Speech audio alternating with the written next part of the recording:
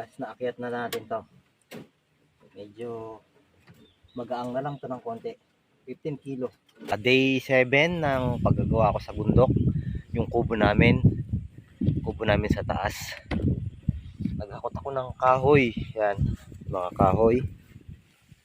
Tsaka yero. Ngayon itong mga kahoy na to, iaakyat ko yan sa taas. Ito yung daan na nakasimento. Ito yung mga daan na nakasimento pa lang dito. Matarik masyado yan. Pati motor nahihirapan.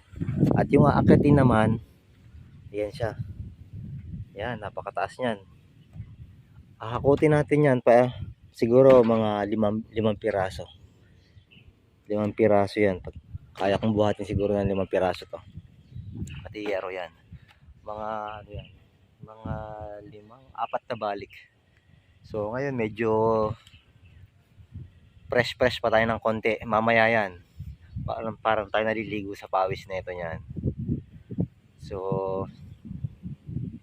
no choice tayo kung gusto natin talagang hindi makakaakyat talaga yung motor dito. Hindi kayang umakyat ng mga motor diyan. Kung hindi tayo magtsatsagang iakyat tong mga to, hindi natin mabubuo yung kubo. So kung gusto niyo akong samahan para mawala naman ng konti yung pagod ko sa pagbubuhat nito, anood lang kayo. Tsatsagain ko tong iakyat doon sa ganyang kataas hanggang sa taas. Bale, ito game na to sa buhatan. Medyo itatali ko muna ng 5 piraso. 15 pieces to. Bari ipunin ko muna ng tigli 5. Ang galing pinakatali.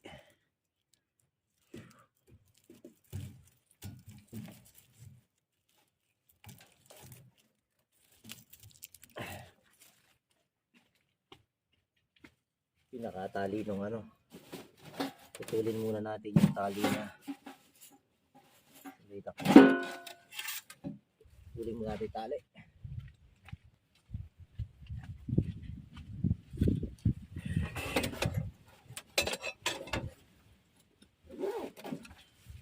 Tigli 5 muna. Tigli 5 piraso muna.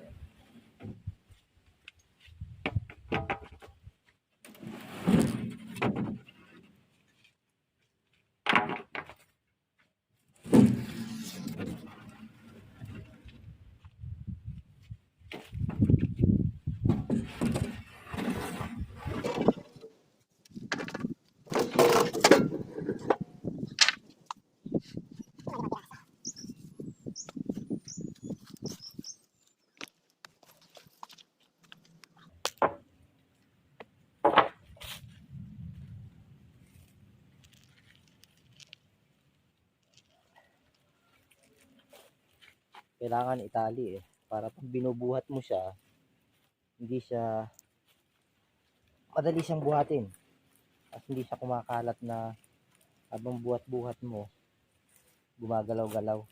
Medyo mahirap kapag ganun siguro kung ikuluhin to mga nasa 30 kilo na to, medyo mabigat siya.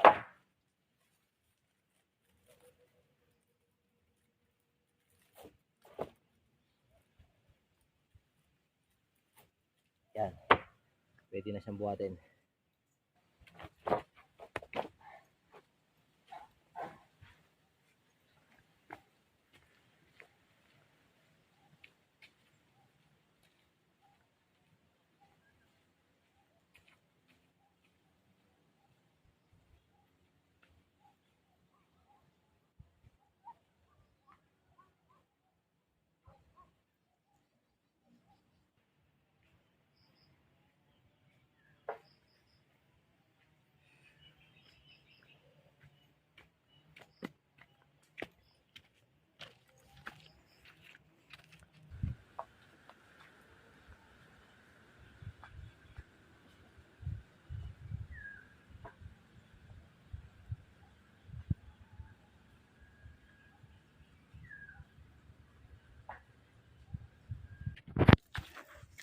So ito ayan, unang hakot pa lang to. Unang hakot. Yan pa ang ating dadaanan.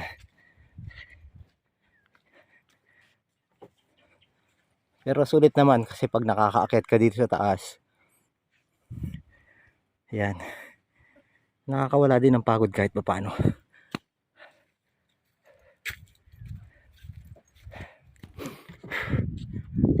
Kaya lang, sobrang hingal. Ihingalin ka pag hindi talaga kaya ng tuhod mo, bibigay tuhod mo dito.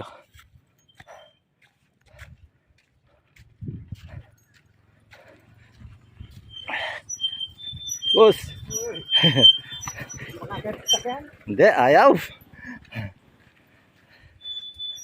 Ayan, nakasalubong natin yung isang kapitbahay natin dito.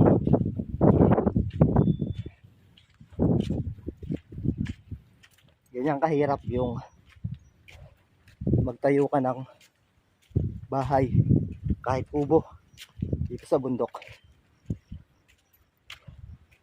Yung materyales talagang mano-mano mo siyang dadalhin. Bitin mo natin, no? Hingal talaga. Kaya lang ako tinitiis ko na lang eh. Hanggat kaya ko siyang buhatin, binubuhat ko talaga siya. Kasi ano, ang katwiran ko naman kasi, pwede ka naman magpahinga. Pag napapahinga ka, ganoon lang naman. So umulan kanina dito.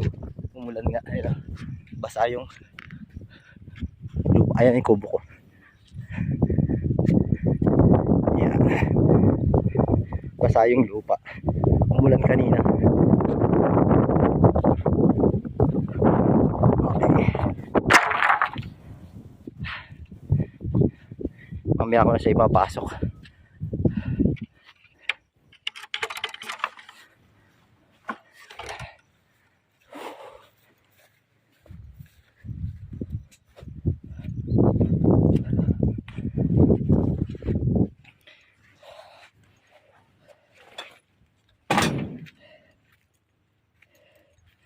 Tignan natin yung drum ko kung may laman na tubig.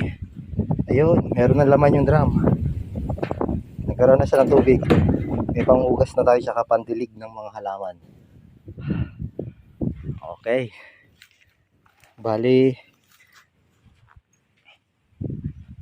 ano pa nito?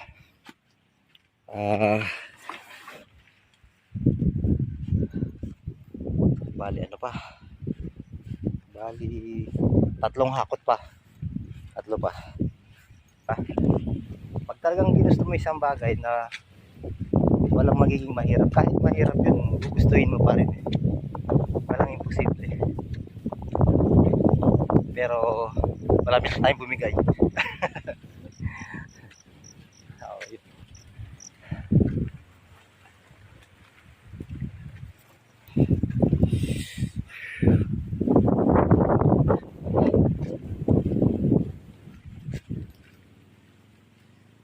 Sulit naman sa lugar na ito. Ang nagustuhan ko sa lugar na to yung tahimik siya. Payapa dito.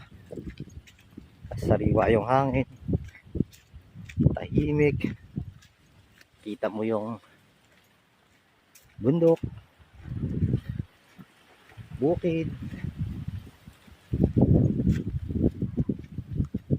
Nature lang, nature. Ayan, mga bukid.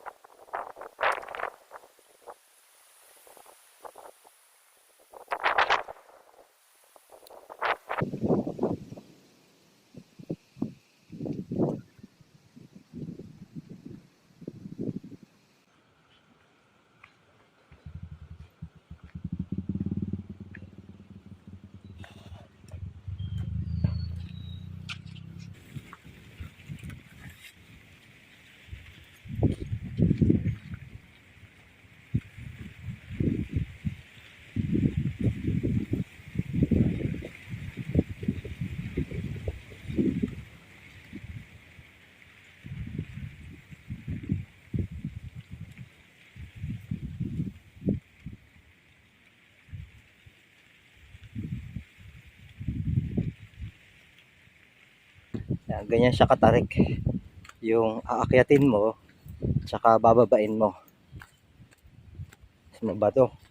Kaya hindi nakakaakyat yung motor. Single pwede eh. Pero may mga sidecar, medyo nahihirapan kasi yung babato.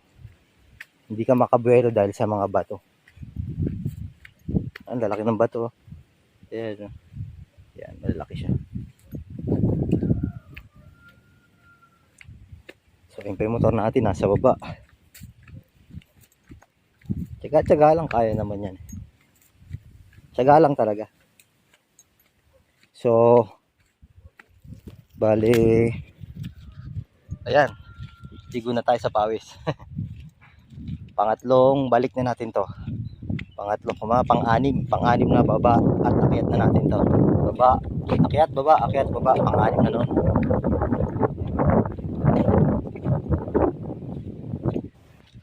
Bali, yung kahoy,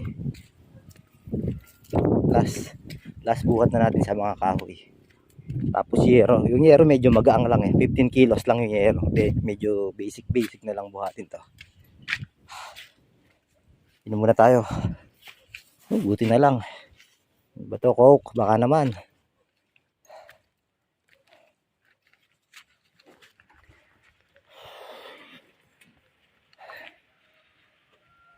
Pagod, kanina fresh na fresh tayo ngayon.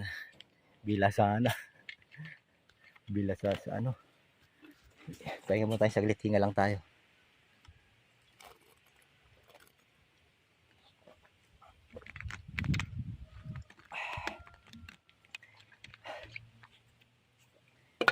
Medyo naibsan ng konti.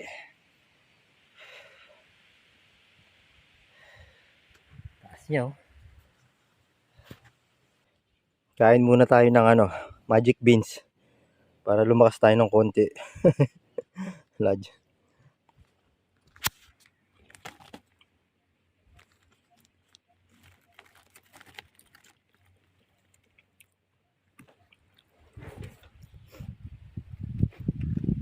Nga muna tayo.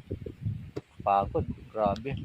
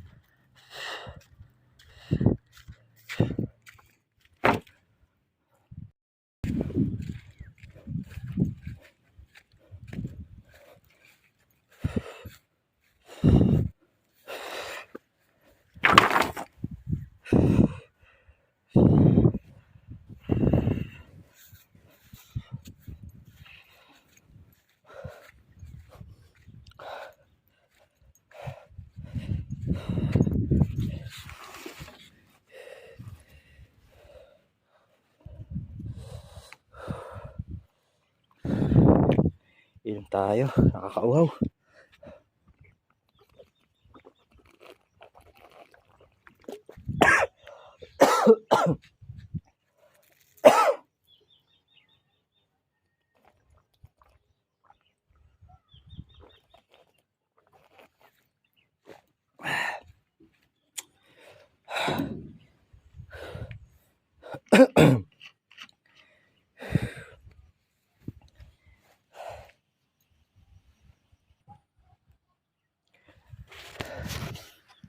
So ayun nga.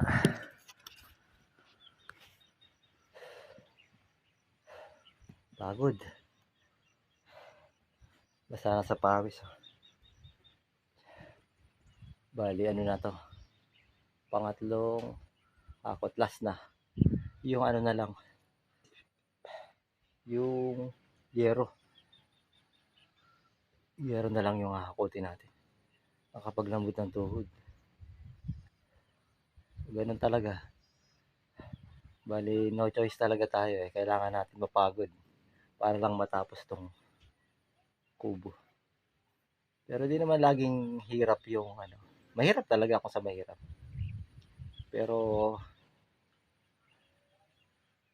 kung gusto mo ng maganda, talagang mahirap. Okay lang naman yun, okay lang yun. Wala namang kaso doon eh. Kapag napagod ka, magpapahinga ka ng konti. Hindi porket nakakapagod, hihinto ka na. Hihintuan mo, tapos susukuan mo. Pangit na ano yun. Pangit na ugali o pananaw. Pag napagod, hihintuan mo, susuko ka na. Wag, 'di ba? Okay lang na mapagod. Magpahinga ka lang. Hinto ka lang konti, tapos tuloy ka lang. Ganun lang naman yun. Huminga ka lang ng malalim, sabi nga. So, yun, isa na lang. Isa na lang. Isa na lang tayo. Okay, game. Last na lang to. Ito. Last na to, yero. Last na akyat na natin to. Medyo magaang na lang to ng konti. 15 kilo. 15 kilo to eh. Kasi pinatimbang ko to kanina. 15 kilo lang siya. 15.4 kilo. So, di katulad ng mga kahoy. Mabibigat talaga yon. Kahingal talaga yun eh. Pero ito medyo magang-gaang. Magang lang ng konti. Konti lang. Pero may bigat pa rin.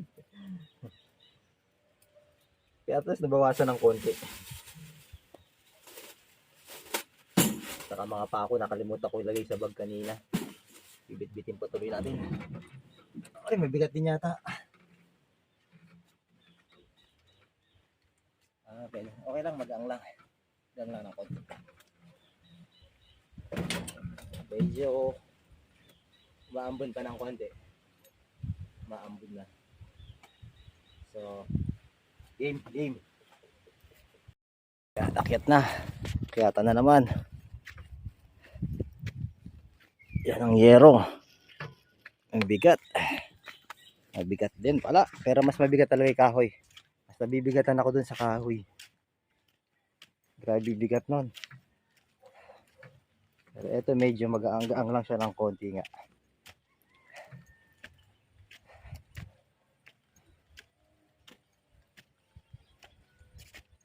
Medyo nasanay na rin kasi tayong panay kasi ako nagja-jogging noon. Kaya medyo sanay akong magano sa akyatan. Na ma-manage ko na yung hingal ko. Yung ngawit.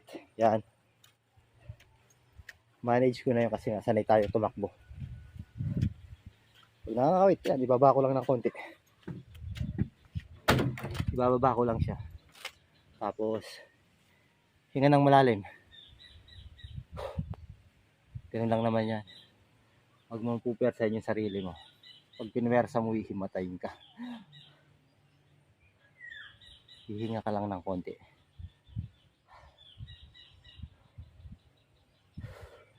Pahinga lang tayo. Yero, 8 feet yan yung yero. 8 feet. Yung ang piraso. So, yan. Medyo nakahinga tayo ng konti. Bubuhat na naman. Buhatin na naman natin. Yan. Ganyan lang.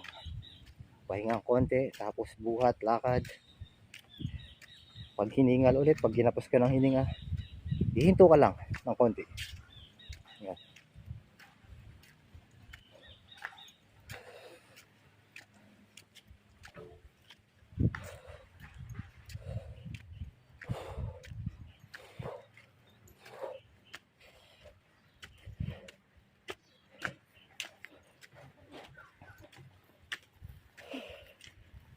Kita nyo, ganyang katarik. Ganyan katarik yung inaakyat natin dito. Ba natin, tingnan tayo. Tarik siya. Tingnan lang tayo konti ulit.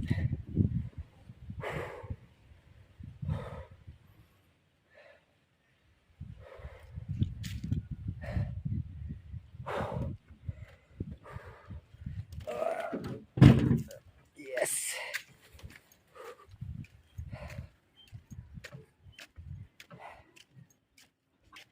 Basang-basa na ako sa pawis. T-shirt ko kanina. Basang-basa. Kanina tuyo pa yan.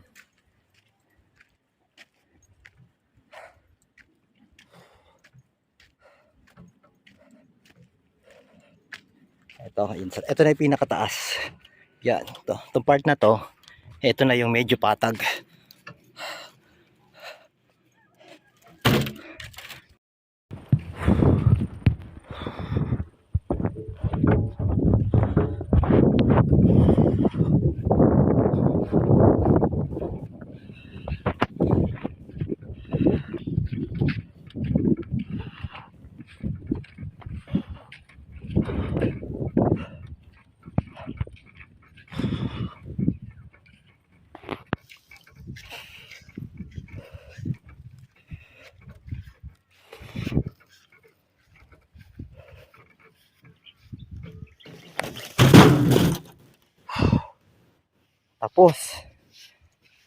Tapos nayari din natin yung